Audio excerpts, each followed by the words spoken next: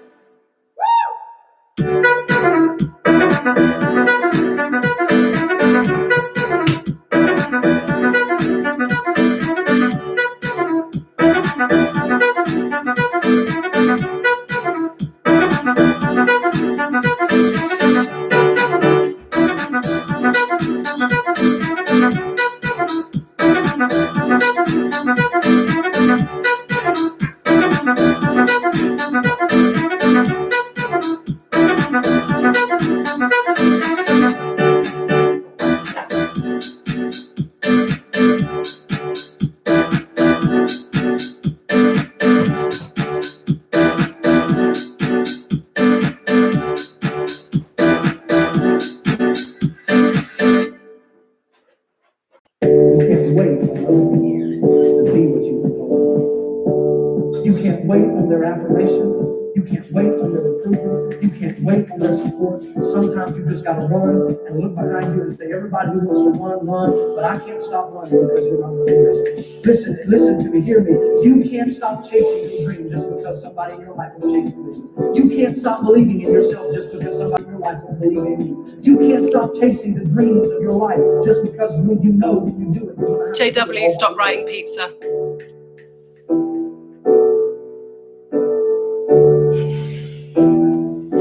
Pause.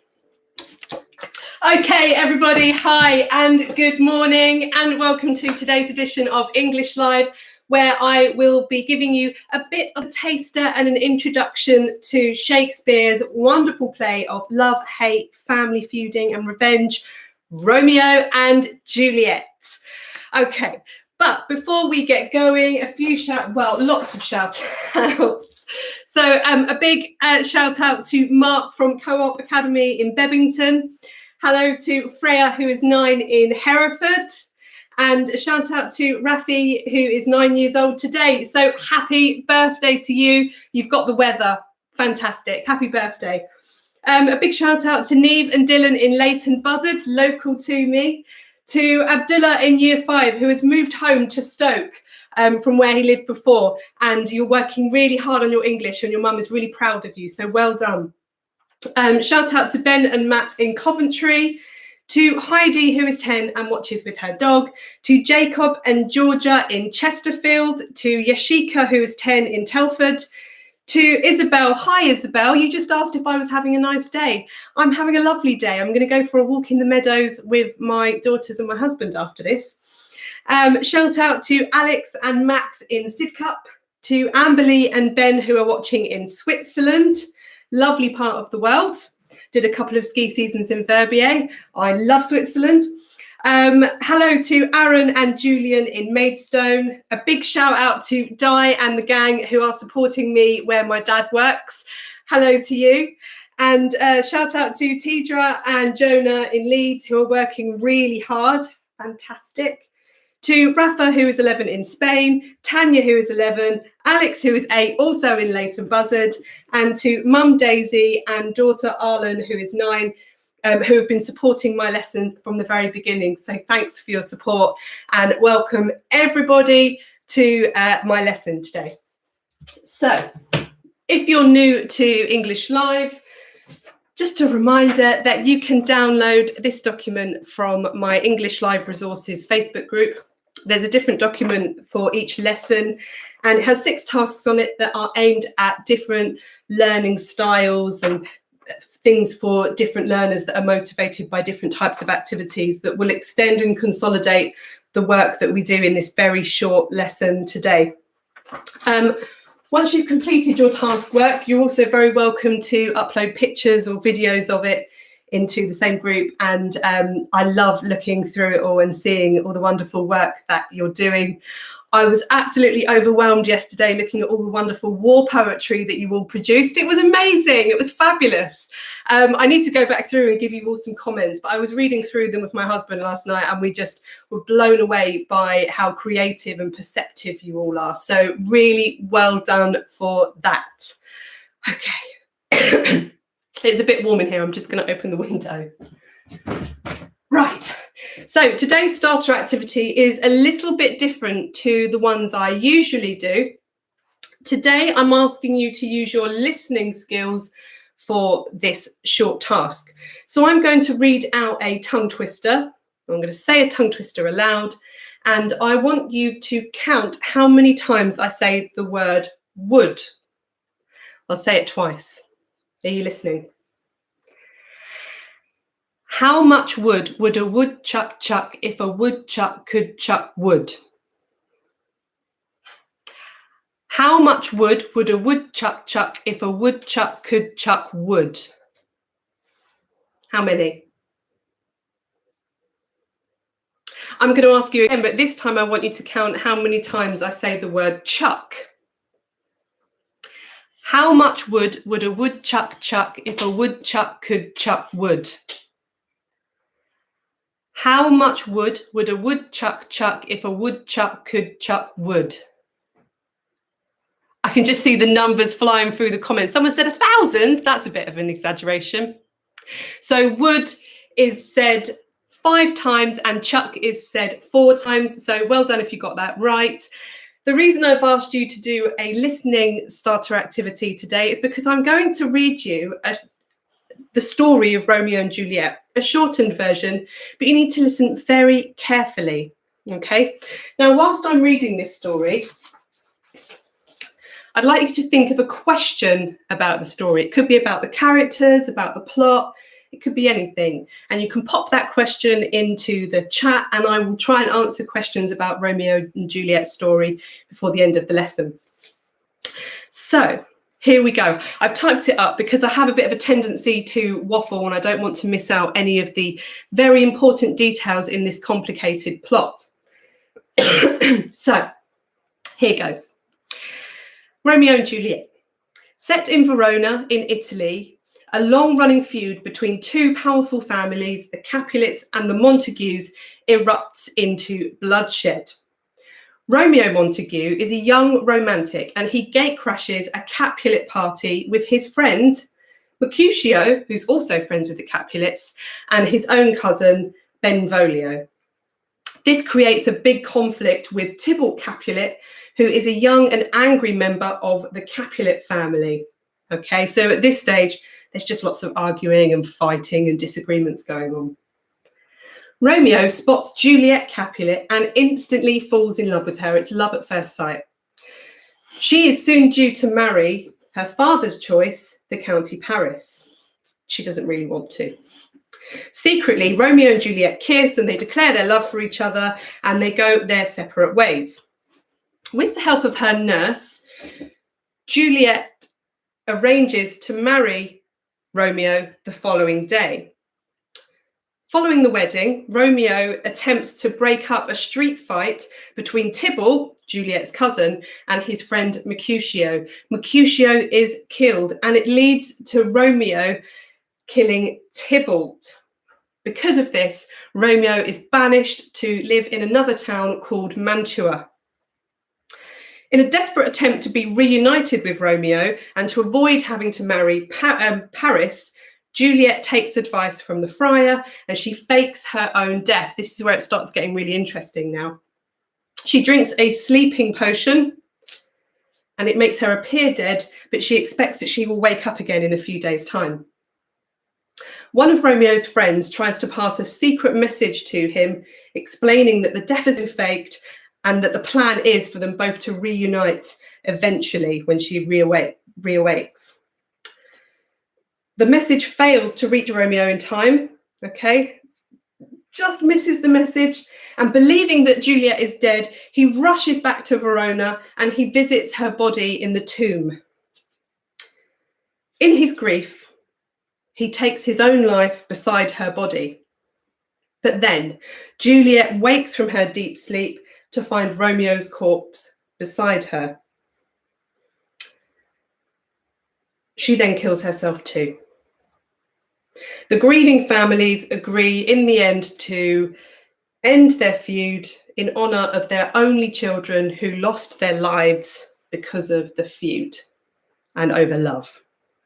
So that is the story of Romeo and Juliet. It is quite complicated. It's not just two people that fell in love.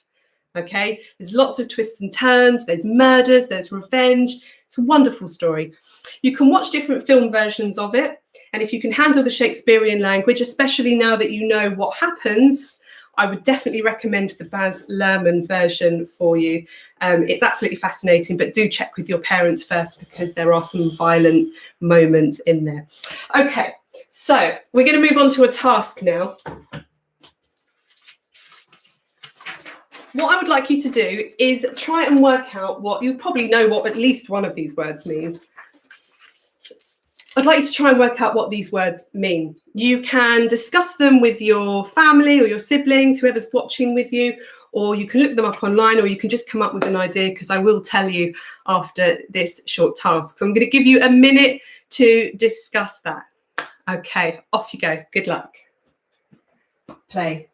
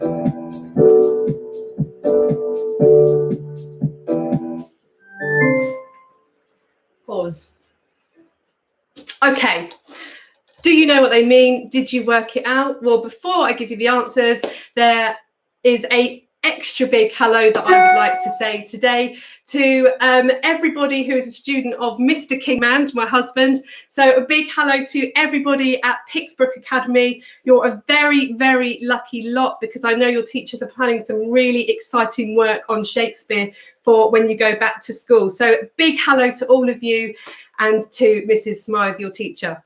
Okay, so what do these words mean? Well, romantic. I know we all know what that means, but it's there for a reason. Mercurial. Mercurial means that you're prone to drastic and unexpected changes in your mood or your personality, about how you're behaving. Okay. And benevolent means well-meaning and kind.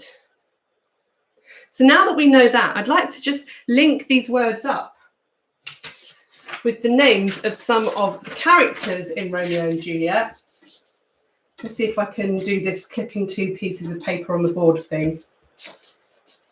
Almost. Yes, I can do it.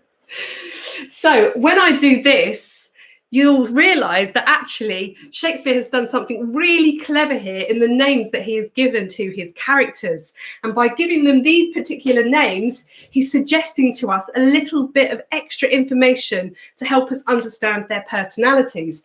And these words absolutely ring true about these three characters that are in the play. So Romeo is romantic. Mercurial, Mercutio, absolutely. He's really unpredictable, very up and down. And that's really, really obvious if you watch the Baz Luhrmann film version. You can see it very, very clearly there. Benevolent Benvolio, and Benvolio is the peacekeeper in the play. He is the one that tries to calm the fighting down and to try and build those bridges and make everybody more pacified. Okay, so that's a clever technique that Shakespeare does, and maybe one day you can incorporate something like that in your writing. So what we're going to do now is look at some quotes from the play and see if we can work out what they mean. Shakespearean language does sound quite intense and difficult to understand, but when you break it down into shorter segments, it's far easier than you might think. So the first one we're going to look at, I'll bring it a bit closer for you. Did my heart love till now, forswear its sight, for I ne'er saw true beauty till this night. Well, I'm going to give you 1 minute to discuss it with your siblings or your adult. And if you're on your own, you can just jot down some ideas. And if you want to, you can try and translate it into modern English. It's up to you. Good luck, and off you go. Play.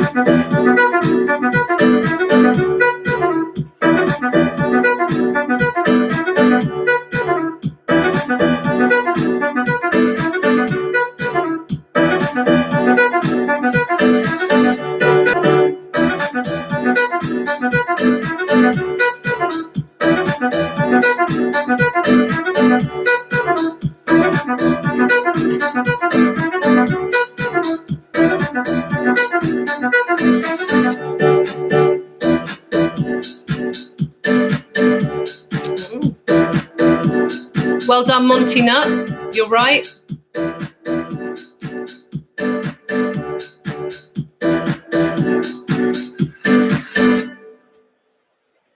Pause. Okay, lots of you are right. And well done to those of you that said, is this what Romeo says when he sees Juliet at the Capulets ball? And yes, you're absolutely right. Act 1, scene 5 is when they see each other for the first time. So what Romeo is saying here is, did my heart love until now? Did my heart even know what love was until this very moment that I now see before me, this true beauty, on this night, this true beauty, okay? And this here, the apostrophe is used in exactly the same way as we do in modern English to indicate that a letter or letters have been taken out. And the letter that's been taken out is V, and the word would say never. And I expect many of you worked that out. For I never saw true beauty until this night. Okay, so well done if you got that right. We're going to move on to one more.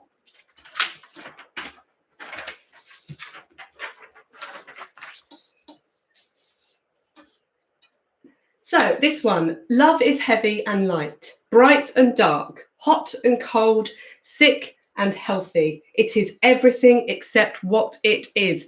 What on earth is this? This is another thing that is said by Romeo, and it's in Act 1, Scene 1, and it's when we first meet Romeo. He hasn't yet met Juliet, so that might push you in a direction to try and understand what it means. Anyway, I'll leave it up to you to come up with some ideas, and I will explain it afterwards. I'll give you a little bit longer for this one. Okay, good luck. Play. Be what you become. You can't wait on their affirmation. You can't wait on their approval. You can't wait on their support. Sometimes you just gotta run and look behind you and say, everybody who wants to run, but I can't stop running because you're not running. Listen to me, hear me. You can't stop chasing your dream just because somebody in your life will believe in you. You can't stop believing in yourself just because somebody in your life will believe in you. You can't stop chasing the dreams of your life just because when you know when you do it, you're gonna have to do it all by yourself.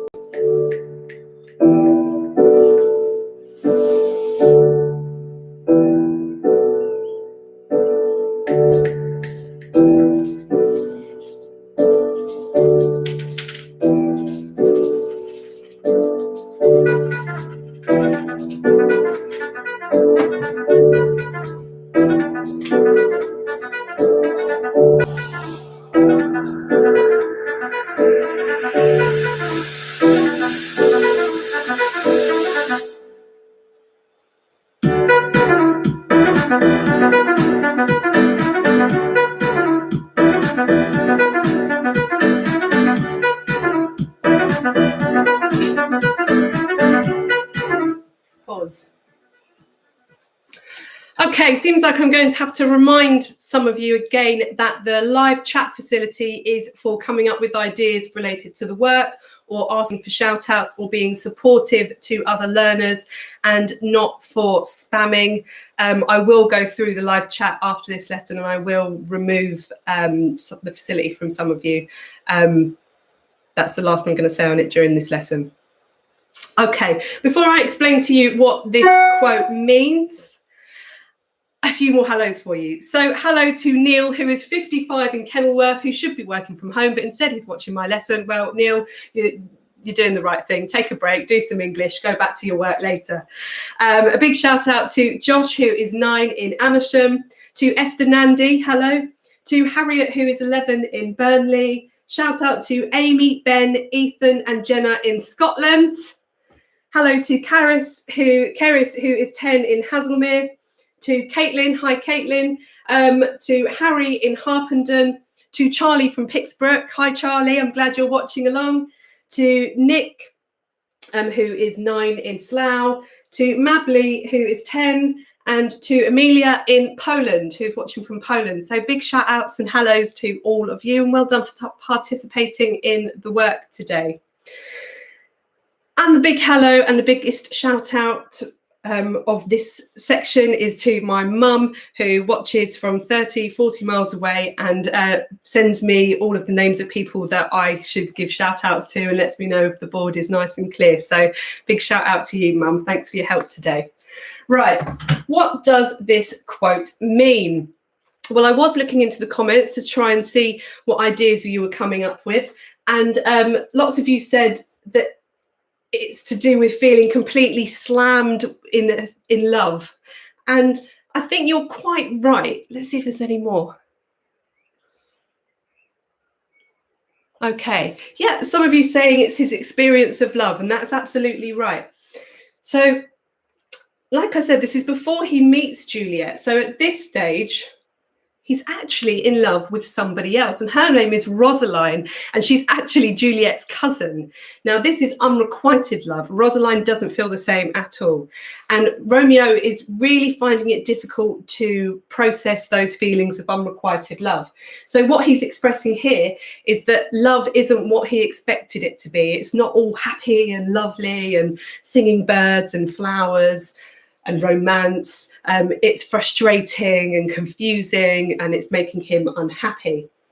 And Shakespeare does this by using these contrasts, so heavy and light, bright and dark, hot and cold, sick and healthy. Does anybody know what these are called? If you're in Key Stage 3 and you've done Shakespeare before, you may well already know. Any ideas? I'm looking into the comments here. Someone's saying it's complicated. It is complicated, absolutely. Okay, well, it's called an oxymoron. Okay, this is challenging today, I know, especially for some of you Key Stage 2 learners. You might be finding this a bit tricky. An oxymoron. So I've got some examples of Shakespearean ones, but also some that we use in modern English. So the Shakespearean ones: brawling love. Brawling means to fight. Heavy lightness, loving hate, bright smoke. Okay, it's a way of expressing contrasts in feelings or contrasts in experiences or ideas.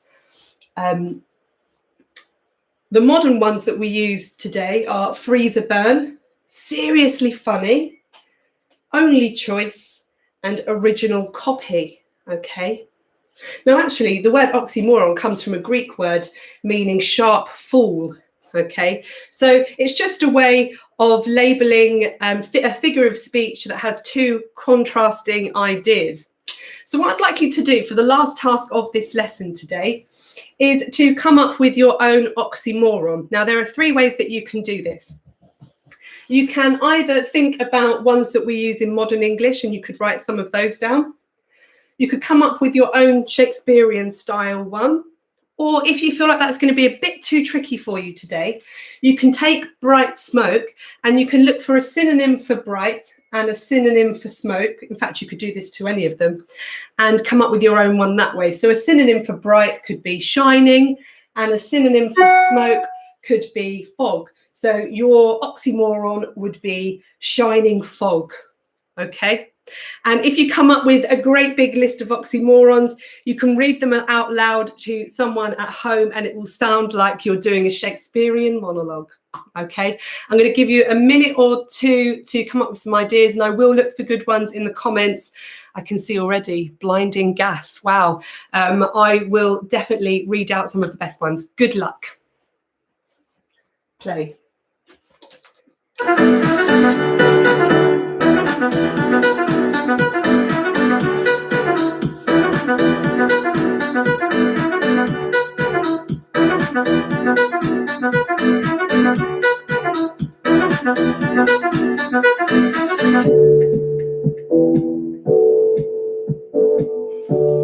Oh, lovely. Bright, dark, bittersweet. That's one we use, yes.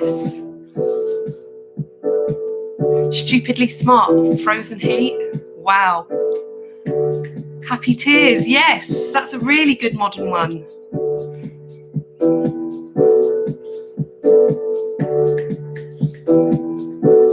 Dazzling waves. Wow, these are amazing.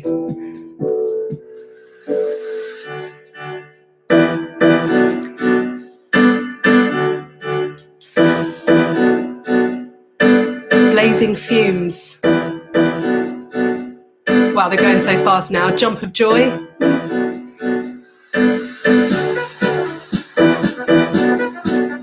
Tough softness. Clear haze, calm chaos. Sweet and sour, yes.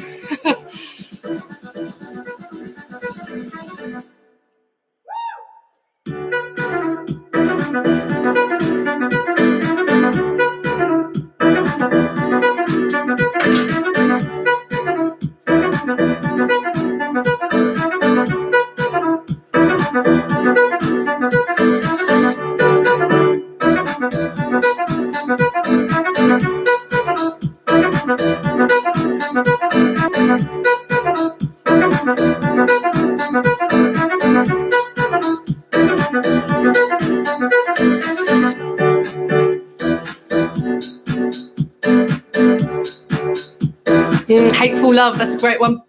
Bright Moon, fantastic. Living Death, Cold Fire, Dark Light. Fantastic. I'm loving that these are still coming.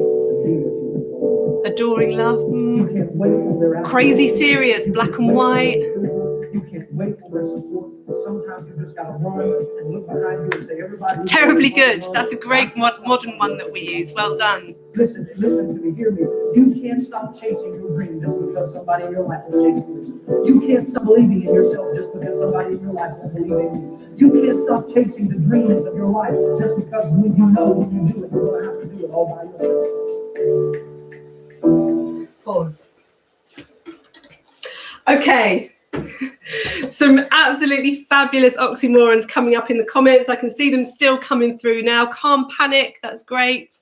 So really well done if you really engaged with that activity and you came up with lots of your own oxymorons and found ones that we use in modern English as well. One that was a favourite from my mum, she just messaged me and said colossal mouse. So if that was your one, well done, you made my mum chuckle.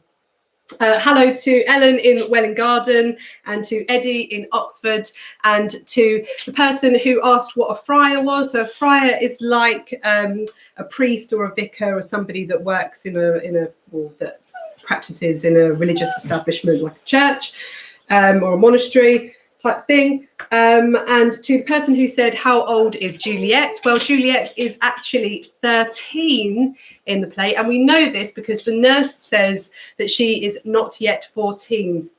So it's an even more interesting story that they fell so deeply in love at 13 that this awful tragedy unfolds. But knowing that she was 13 does not mean that you can all plan secret marriages to your one true love. Okay, so that brings us to the end of the lesson today. I hope you've enjoyed this really brief introduction to Romeo and Juliet. If you really enjoyed it, do let me know because I might do one on the Tempest next week or the week after. If you have any other ideas of what lessons you'd like to do, just send me a message. I always love hearing your suggestions. And a reminder that tomorrow I will be doing my powerful punctuation lesson, which is aimed at Key Stage 1 to 2. For Key Stage 3, you're welcome to join in. And on Friday, I have my VE Day special spellathon, where all of the words are VE or war-themed words.